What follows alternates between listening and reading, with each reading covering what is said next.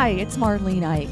There are plenty of times when a no is an appropriate answer, like when you're asked to take on one more project than your plate can handle, or when someone wants you to add something else to your weekly obligations. But what about the times when you have an opportunity to do something you'd love to take on, sounds super interesting and fulfilling, and fits your life and goals? But then, of course, that question creeps in. You know the one. The one that asks, am I qualified? Could I really do this? We tend to lean toward no in our own minds on those questions, even when we're perfectly capable of the job or task or project. So, how can you instill more confidence in yourself when those opportunities arise? I asked Jessica Parrish to join me in a conversation about just that. Jessica is a 20-something professional who recently had the chance to take on a new role in her organization. Exactly the kind of scenario when those questions of doubt tend to come to the forefront.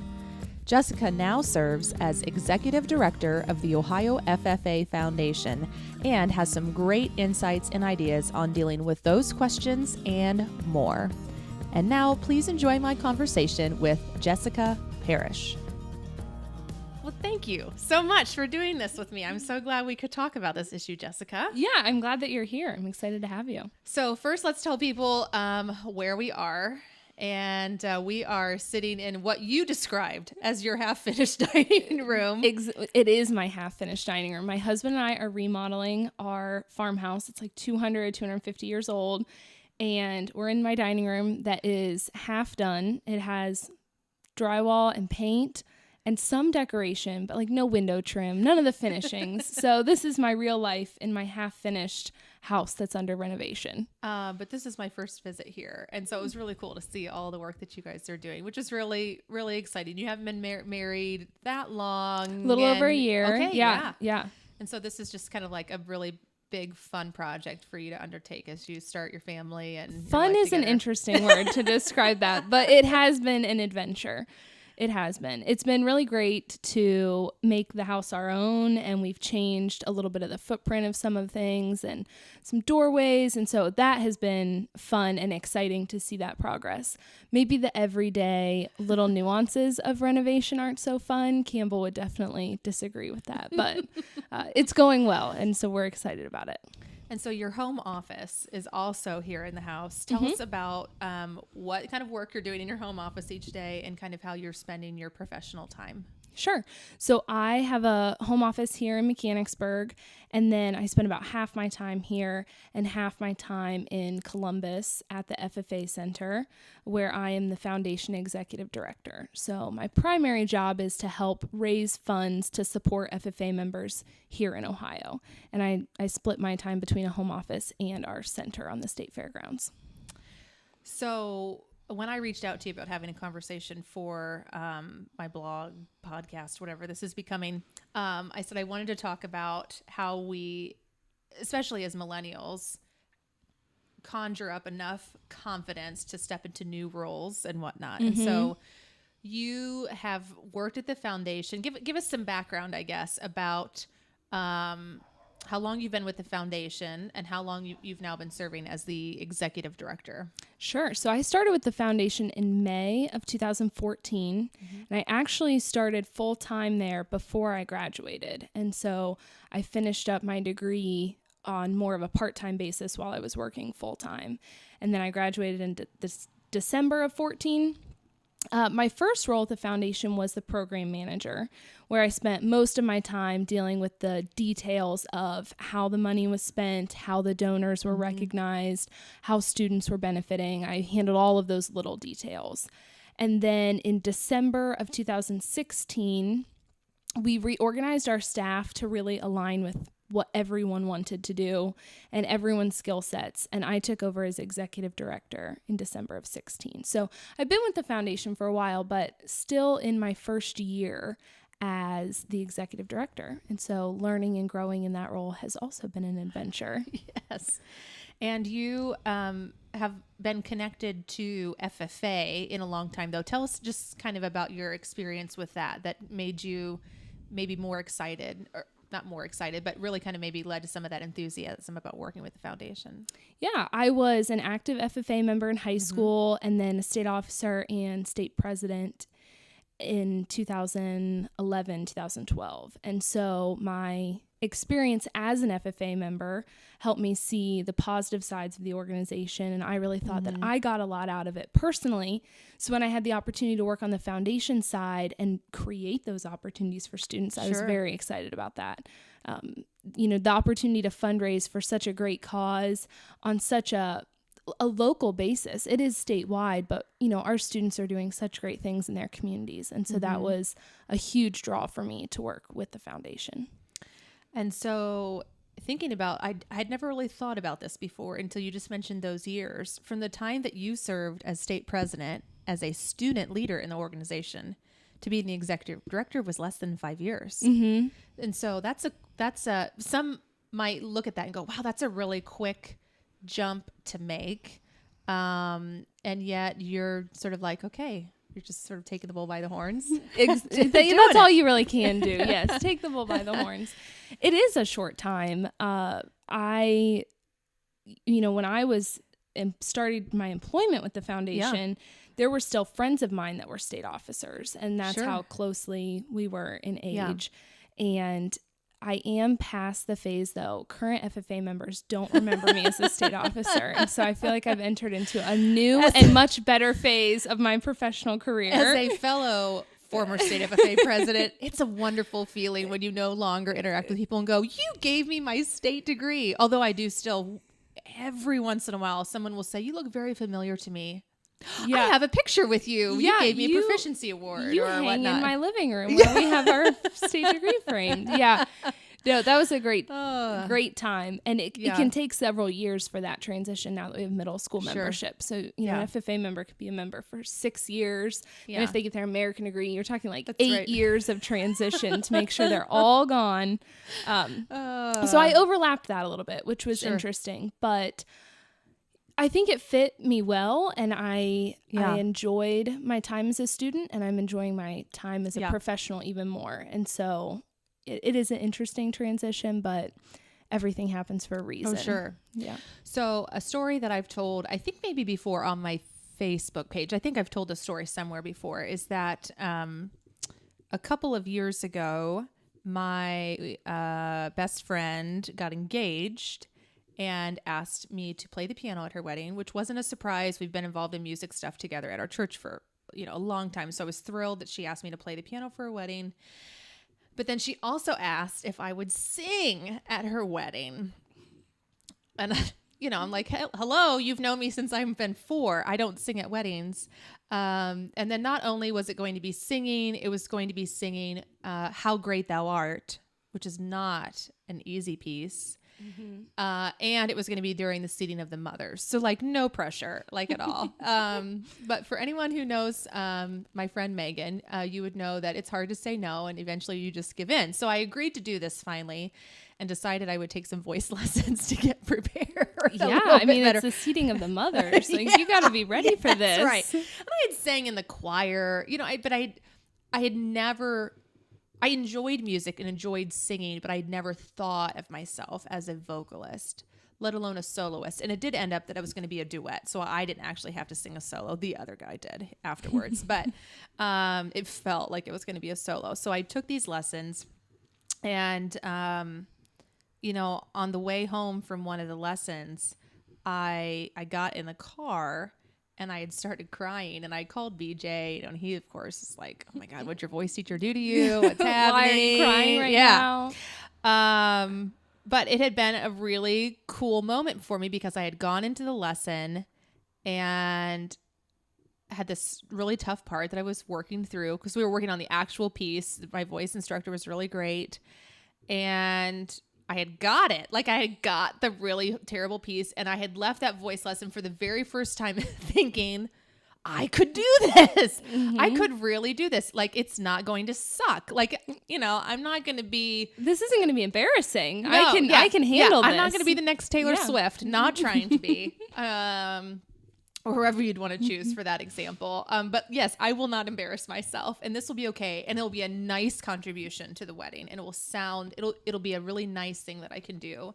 And so I started crying because I had this realization as I was driving, the short, 15-minute drive home.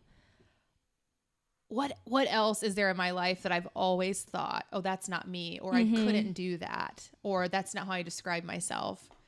But I was the one, who was the gatekeeper. I was the one who was holding myself back because my whole life I thought I wasn't a vocalist. I wasn't going to be a soloist. Right. And then I just realized, I could do that. It only took a few voice lessons.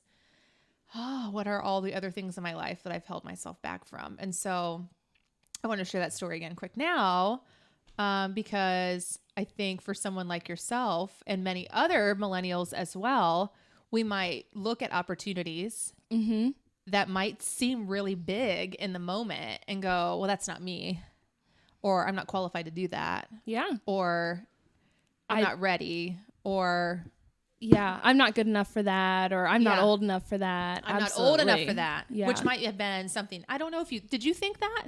Yeah. And maybe sometimes I even still do, because I'm not sure that others thought that. Well, I don't know. Maybe others did. I don't know. We'll get to the theys out there that what did they think? Who knows? But I think it's a question that I ask myself all the time. Am I capable of doing this? Am I qualified to do this? And something like you said that millennials face, and I think we'll continue to face throughout our careers, because we have these really amazing roles that don't align with our college major. And in college, I studied agricultural communication, and they said, you're going to be a communicator. And now I do communicate, but I wouldn't say that I'm a communicator. That's not my primary job. And so how do I define, am I qualified to do this? I don't have a degree in fundraising or executive leadership, but here I am working my way through it. And so I think that's something that a lot of millennials face. And I look back to how I grew up. My mom is a teacher, and my dad is a construction worker. And so I grew up with two very traditional parents that had this skill set, and that was that they were all probably they've trained done. for. Yes, they have, trainings in it. My mom has multiple degrees in education. And that's what she does. She's a teacher. And so she has many pieces of paper that I'm sure cost her a lot of money that say you are qualified to teach students. And so a lot of millennials, we don't have that. Nobody gave us a certificate that says, hey, you should do a podcast. We just do. And it's great and it goes well. But I think the little voice in the back of our head can say, but wait, am I really qualified to do this? Because nobody taught me how to do this. I'm just figuring out as I go. Or I've taken, an online class, or I read a lot of LinkedIn articles. So does that make me qualified? Who knows? So I think it's something that we all face.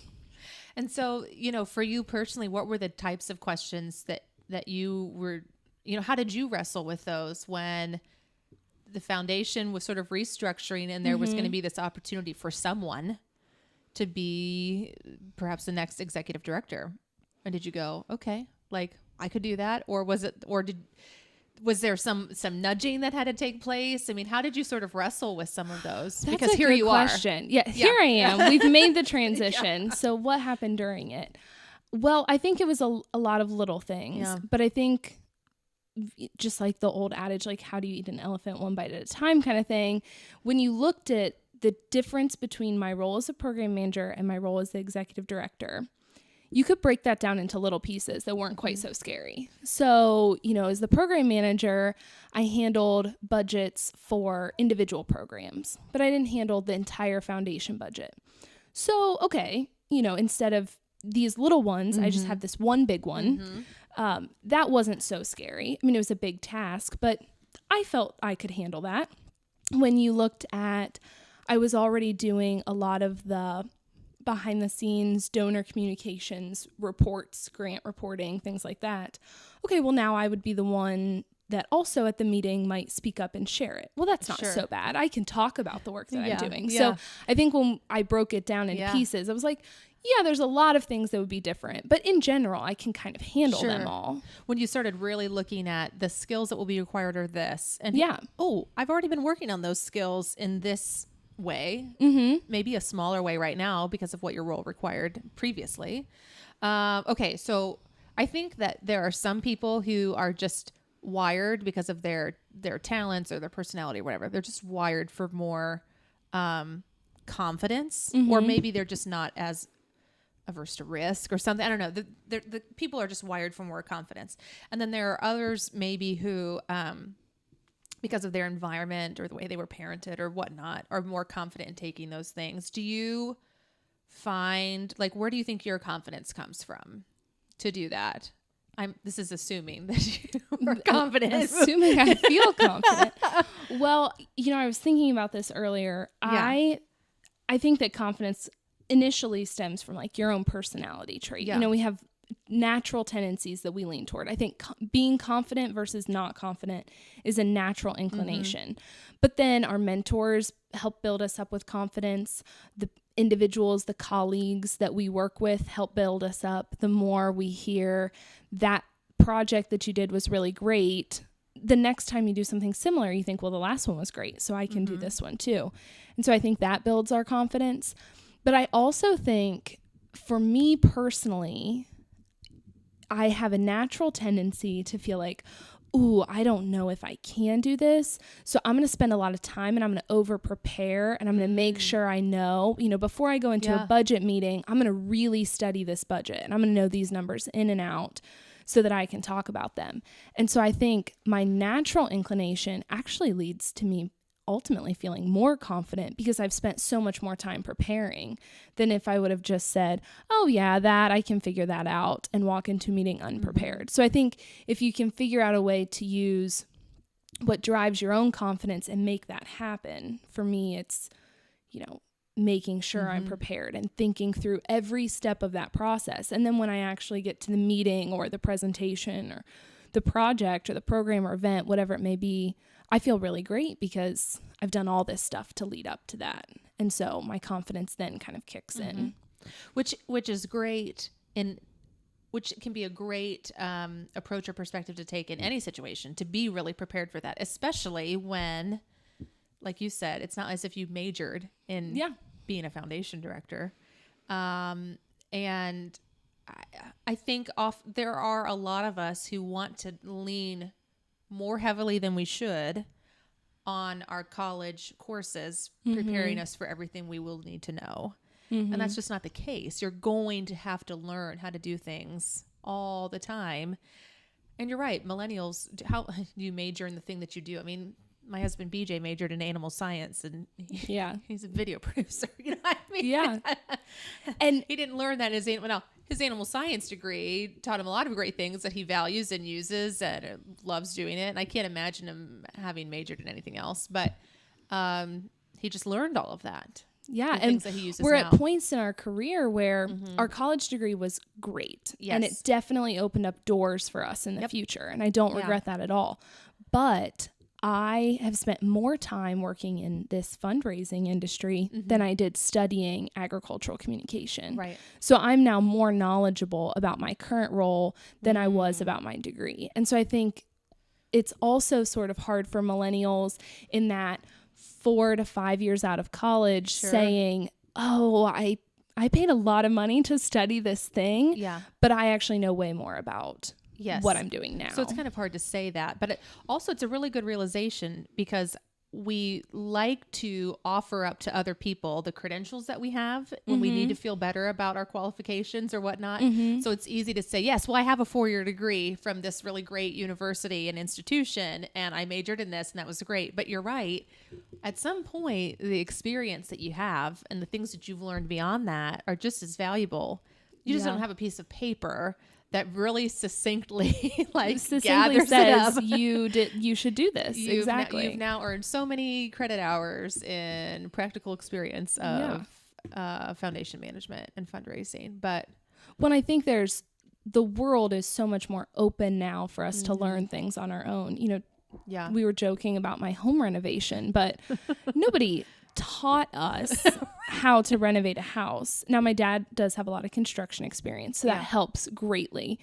And I But don't your want dad's but your dad isn't doing the project. You and Campbell are doing Right, the project, right? right. I mean, Yep. your dad's helping. He's Yeah. helping. Yeah, he's helping when he can. But it's Campbell and I, and Yeah. so Just to be clear, I was like, you didn't like hire your dad. I did and then you not guys hire just, my like- dad. No, my Yeah, dad you gets guys are- paid in cups of coffee and thank yous. That's it.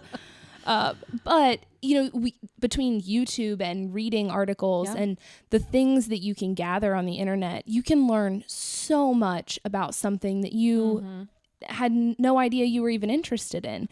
And I think that's the same in our personal lives or our professional lives. You know, maybe one area, going back to like, did I feel confident in taking over the foundation director? I realized the financial management of the foundation was going to be a huge part of my job. And I really did not want to mess that up, quite frankly. You know, I wanted to be able to feel confident in that. So I took an online class, a professional, like postgraduate course. And that was amazing. It took, you know, yes, it was academic content, but it applied it to my real world life. And I learned so much. And so I think that there's things like that that we can all do.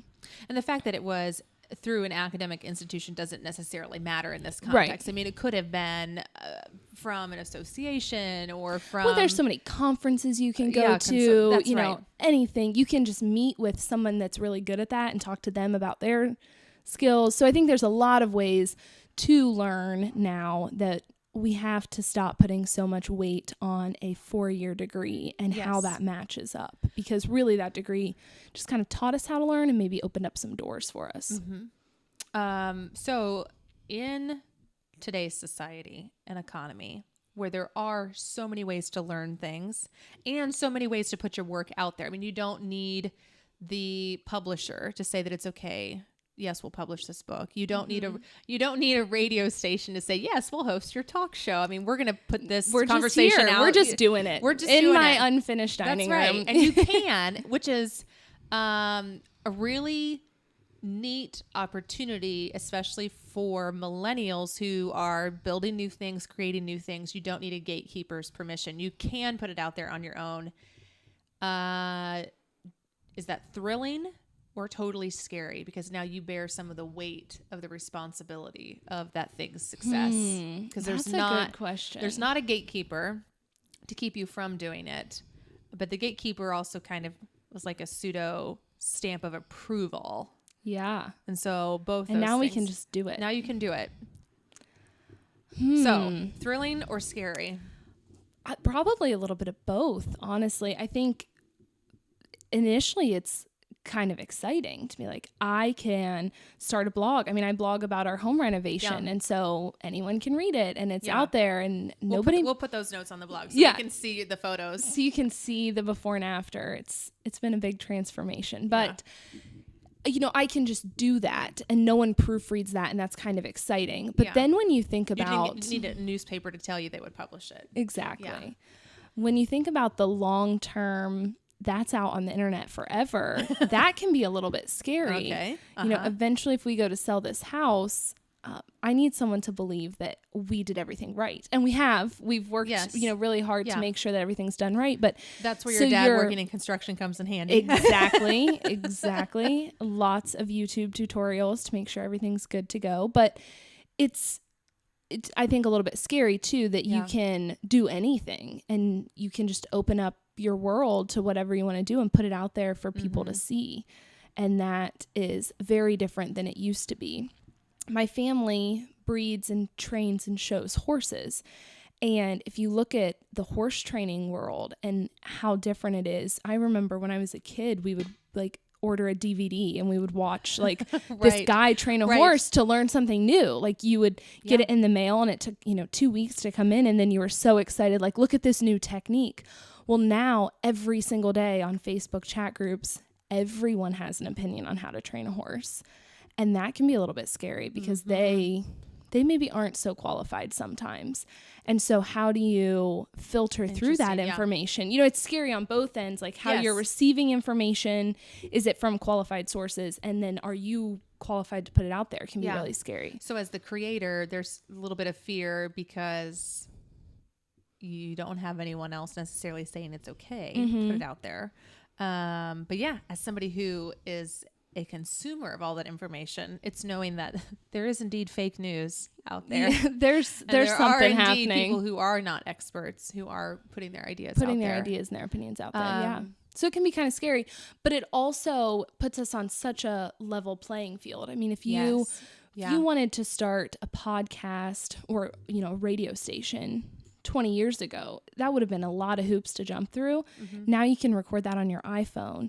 And so everybody has a lot more opportunity to make their mark or to find their place in the world. And that's really exciting too. So it's, I think it's a flip side, an even coin, if you will. Yes. And for me, some of my fear as a creator comes from the place of maybe that confidence type place too, of without the gatekeeper, there's no one offering up the stamp of approval. And so then I go, am I really qualified to put this thing out there? I don't know. I wish there was somebody else that was saying, yes, you should do that. You're great, or whatever that might be. And so since there's not a gatekeeper, it's like, okay, whether this goes well or totally falls on its face is now totally on me. Totally on you. Because and that can there's be kinda not scary. layers. Yeah. Yeah. Well, I think one thing that a lot of us do when you're trying this new idea that you're just going to throw out there that you maybe don't feel qualified, we turn to our friends and our colleagues and we say, what do you think of this idea?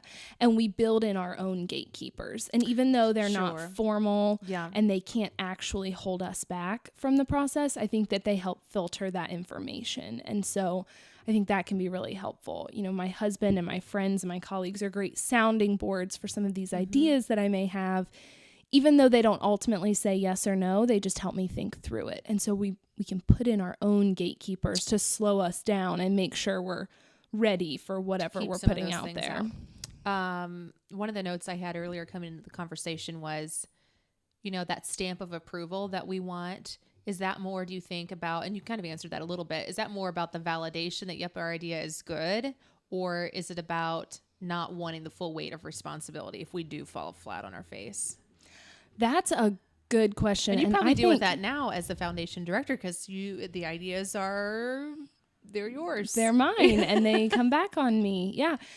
I think it depends on, you know, is it your personal life or your professional life? So, sure. for example, while renovating the house, there was a lot of discussions about how to open up the doorways or where to put the closets or what to do.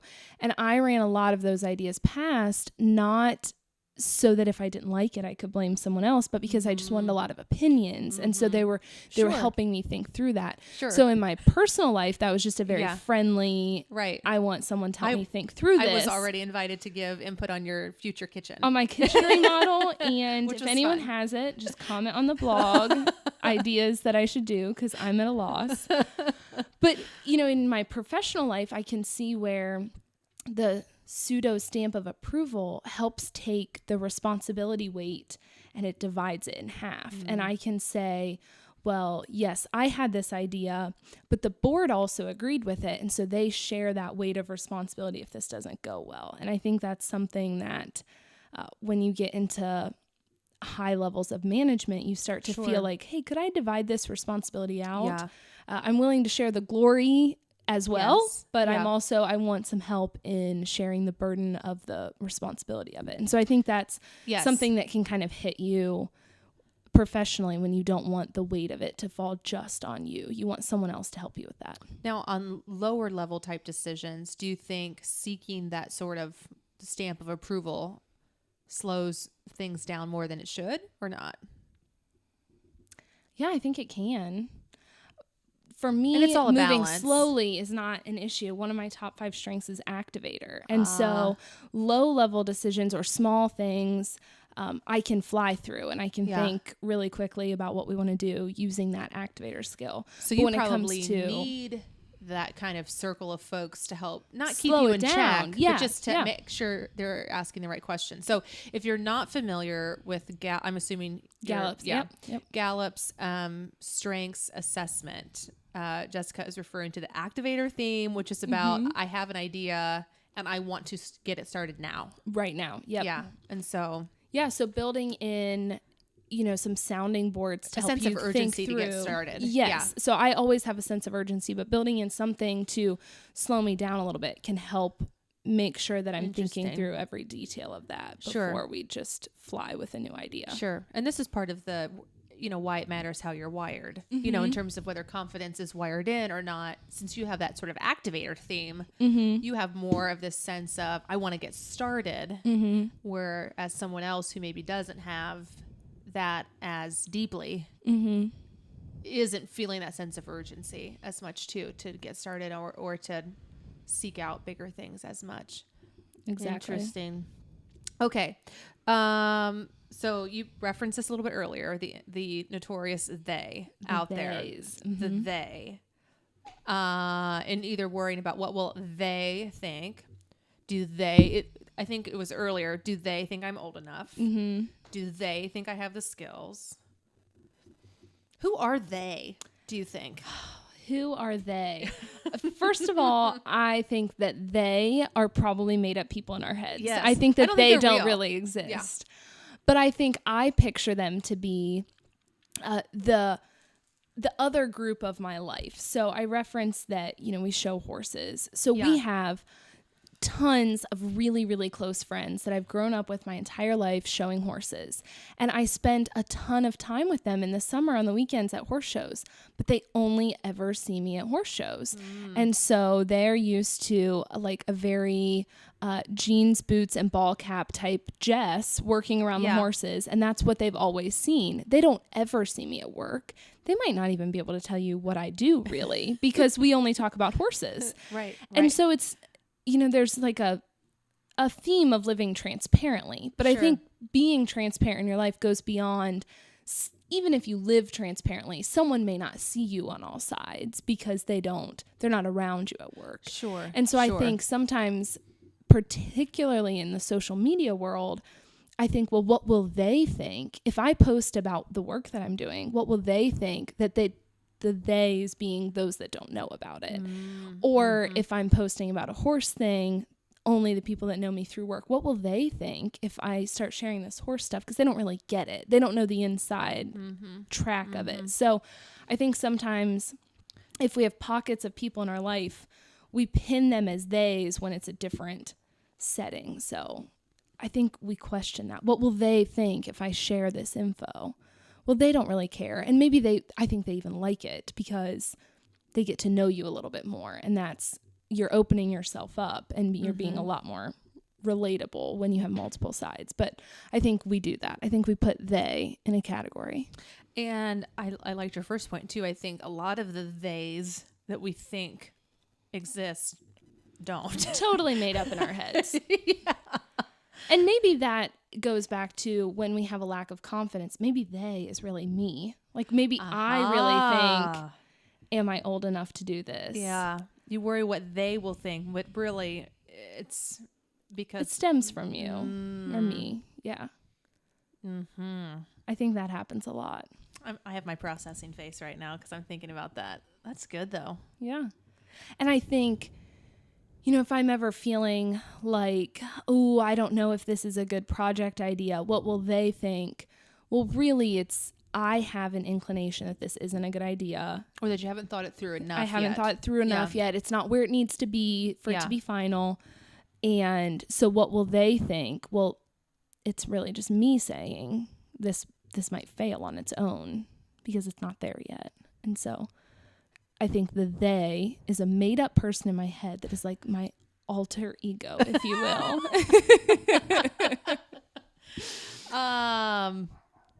Oh shoot, do you think that, so at, millennials, people who are in their 20s, 30s, just, 30 somethings, we've grown up in a time where now you're a little younger than me, so your high school experience would be a little bit different than mine. I mean, my parents got AOL when I was in high school. But I think I'm actually part of the, what did they just call that new generation? That's like the kind of a shoulder between Gen Xers and millennials. What do they, I forget what they're calling that now. But anyway, I know what you mean. Yeah, that age bracket. Your actual childhood was a pretty analog childhood. But when I graduated from high school, my entire experience, from 18 and on has been completely digital. I've always had an email address. I've always had a cell phone. I never had to make that transition as an adult ever. So I think our high school experiences are a little bit different in that. However, as millennials, generally speaking, we've grown up in a world where you have all these opportunities in. Like we said, you can directly put your work out there, all those different things. And yet you were just saying, sometimes when I say the they, I'm really talking about me. Do you think that we're our own biggest obstacle to putting things out there? Do you think we're our own biggest obstacle to confidence? Yeah, sometimes. That's a big question. It is a big question. And I think it depends on what scenario you're talking about. In my life, I would say, I probably am my own biggest obstacle as to what I'm willing to share work-wise and what I'm doing. But I think that there's also people that have put things out there and they've been negatively received online that now maybe they do have a real they that is against them, if they share something new and they get some negative feedback. But I think it's such an interesting world where everything is so open and so digital through social media in all its vast forms. There is no barriers anymore. And so what you put out there, you have to realize that my board members will see, my best friends will see, my grandmother will see, my neighbors will see, all of that. Everyone is just seeing all of that. And so I think to be your own barrier could sometimes be a good thing. Just to check some of that a little bit. Yeah, to filter yourself and to make sure that, you're ready for all of those people to be open to that part of your life. I feel like this is a topic for another conversation we need to have another time, because I like where this is going though too. Because a lot of that is about what's your personal brand. As much as I hate that phrase sometimes, but what is your personal brand really, and how is that reflected in all the parts of your life? Like you said, with your grandmother, and your board, and the people you show horses with, and all of those pieces. Okay. But those are the things that you share digitally. Yeah. But I think, our work and what we're willing to open ourselves up, we are our biggest barrier, because nobody else is saying you shouldn't do this. When I was going to take over as the foundation executive director, no one said, this is a bad idea, you shouldn't do this, or you're not qualified, or you're too young. No one was negative against that. It was just me maybe saying, ooh, am I ready for this? Or have I thought through all of these pieces? And so we can be our biggest hurdle. Do you think women ask themselves that more than men? Am I ready for this? I hadn't really intended to go here in this conversation, but it just came up. Because I think that maybe women do. Now, I'm a woman, so I know how a woman thinks. I don't know what exactly goes on inside the brain of man. I've been trying to figure that out for the last 9 years of my marriage. When you figure that out, let me know. That's a different discussion. I think maybe overall, all personalities, all other things being equal, I do think women maybe ask themselves that a little more than men do. Am I ready? I agree. But I also think that in general, we just overthink things more than men. Yeah, that's probably true. That's probably true. It's not that guys are being intentionally confident about it. They're just not thinking through it as many times as we are. Every time we drive in the car, it's like rolling through our head, like, am I ready for this meeting? Am I ready for this meeting? Well, they're just driving, thinking about what's going to happen at the meeting, not am I ready? And so I think sometimes, the difference between men and women on this subject is really just a surface or a basic intuitive difference in how much we overthink things. Okay, so a couple of final sort of wrap-up pieces of this. We probably need to remind ourselves often that we're better than we think we are. That we don't necessarily know all of it, right? But we probably know more than we think we do. Like, how do you keep that reminder for yourself on a regular basis as you're going to keep growing in your career. You've been in your current role now for less than a year. Yep. you're going to keep growing. You are early in your career. You're going to eventually, well, I hope, as somebody who loves the foundation myself, I hope you're there forever. But, you're going to keep growing in your career, and you'll take on a different role likely, or grow differently. And so you're going to continue this process your whole career. And hopefully not asking yourself all the time, am I qualified? But how do you keep reminding yourself that, I can do this? For me personally, it has been great to surround myself with people that build me up, not in a pat on the back type of way, but on a genuinely, you did this well. Here's one way you can improve, but this basic skill you did really great. And so building up that skill set and making me more aware of what are my natural talents and how can I use them. That has been great to have that supportive network. But I also think there's so many little things we can do for ourselves. In the planner that I use where I track my to-do list and things like that, there's a little column. It's a weekly view, and it's a little column that says things that went well this week. Oh, and I love jotting down just little things personally and professionally that go well. And then when you look back, because I take notes in it as well, so if I'm looking back from another discussion you and I have had, I see, oh, that meeting did go really great. And it's just a nice reminder of there are things going very great all the time, going very well. And sometimes I think we focus on the negative. So if we have 3 really good meetings with sponsors, but one is maybe less interested, I focus on that one. And I've forgotten about the other 3 that were good. So I think if you can physically write down or take notes somewhere digitally, if that's, how you keep track of things. Whether it's a journal or a gratitude list or whatever that. What are you good at? And make note of that and focus on that. And then figure out, going back to StrengthsFinder and through Gallup, learning how to use that stuff that you're good at to make you better at other things, I think is the real magic in that, when you can bring all of that together. This is what I've done well in the past, and I have this coming up. Here's how I can use that. But making sure you count those successes too. I joked a couple weeks ago, I had a big successful situation, and I said, I'm just gonna ride this high for like a week. Like, I'm just gonna remember this, and I'm gonna be happy about this no matter what else happens. This one thing went really good, and so we need to focus on that. And I think sometimes we forget to focus on the good. We sort of dismiss, that was really great, and then 5 minutes later we're focusing on the thing that really didn't go well. And you can get so hung up on so many little things. I had this typo in this one email.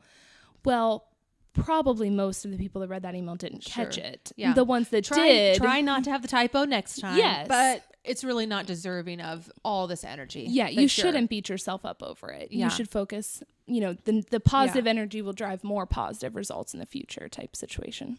Okay, so you led really well into the last thing I wanted to ask you. And you mentioned, you had surrounded yourself with good people who had built you up. It can be really helpful for our confidence when we do hear that from other people, or other people remind us of certain things we're skilled at. How do you think we can instill confidence in others? And especially, maybe, other millennials, other women, other folks that we're interacting with in agriculture. A good thought. And I think it's really important how we're working to build other people up. Because if I want somebody to build me up, I need to be doing that for someone else. My sisters and I often joke, I have this really bad habit of, when I scroll through Instagram, I just don't like anything. I just keep scrolling. And my sisters always say, likes are free. Just double tap, tell somebody you liked that picture.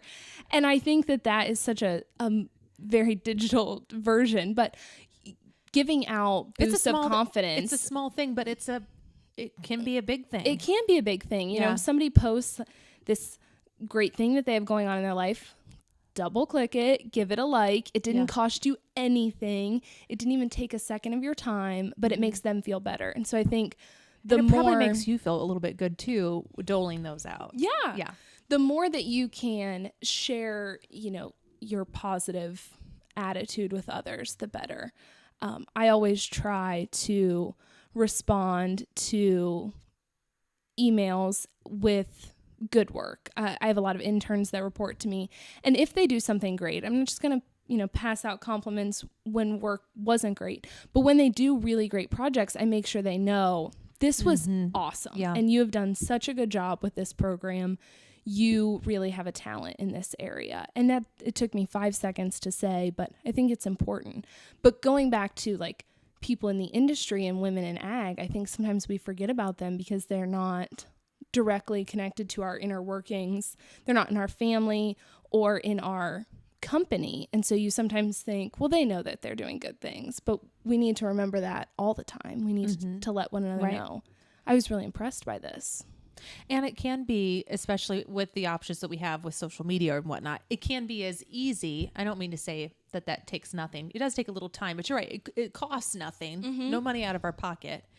It's easy to make a really great comment on someone's Facebook post, or if you read someone's blog, to let them know that you read the blog with a message or a comment or a quick little heart on Instagram or exactly. Or, you know, when I see things that you're posting, commenting about how great and innovative I think that it is, or, you know, how genuine I appreciate you being on social media, whatever it may be. Yeah. I think sharing that is really important. And it's such quick little ways that it takes virtually no time. And it doesn't have to be in a public forum. I mean, there are some things I really prefer to just send someone a quick private message, but it's a quick Facebook message about a post that they made on Facebook or whatnot that I wanted to, let them know about. But that's a great idea. That's a great quick way to just offer encouragement here and there. I think I think it goes back to not being afraid to just let people know about that, whether it's a Facebook post or a double tap on Instagram, either way, or a quick email back to your intern, or when you see someone in person and you wanted to remember to tell them, I mean, whatever format it takes, just being willing to say, hey, that was really great. Or I'm going to give it a quick like. And remembering that, a high tide raises all ships kind of theory. Yeah. Like, it doesn't take anything away from ourselves to build someone else up and to compliment them, and we can all be better together. And I think sometimes we feel like, if I am feeling less confident about my work, I don't want to build other people up because I might get left behind. But really, if we all build each other up, we get so much further. What's the old saying? If you want to go fast, go alone. If you want to go far, go together. I think it's the same sentiment that, we need to build each other up so that we can go really far together as a group. And we need to do that sentiment together. Yeah. I love that. Where can people find you online? oldhouseyoungcouple.com if you want to follow the messy renovation adventures. Social media, Jessica Parrish or Jessica J. Parrish on like Instagram and things that need a username. And Parrish is Parrish. Correct. Well, I'll write this all in the blog post too. But stay connected. And then the work that the foundation does is also on social media, Ohio FFA Foundation. Follow that and you can see some of the work that our students are doing as we transition into, we'll start year 2 of executive director in December. Awesome. So great. Hopefully that will go just as good as year 1 has. Awesome. Well, thanks so much for joining me in this conversation about confidence and feeling qualified, and best wishes as you start year 2. We can't wait to see all the cool things you're going to do. Thanks. Awesome. Thank you. Thanks again for listening. And now tell us, what's one thing you do to remind yourself that you're qualified and capable, even when feelings of self-doubt creep in? Jessica and I would love to hear your ideas. Comment on this blog post on marleneike.com. Until next time, live your story.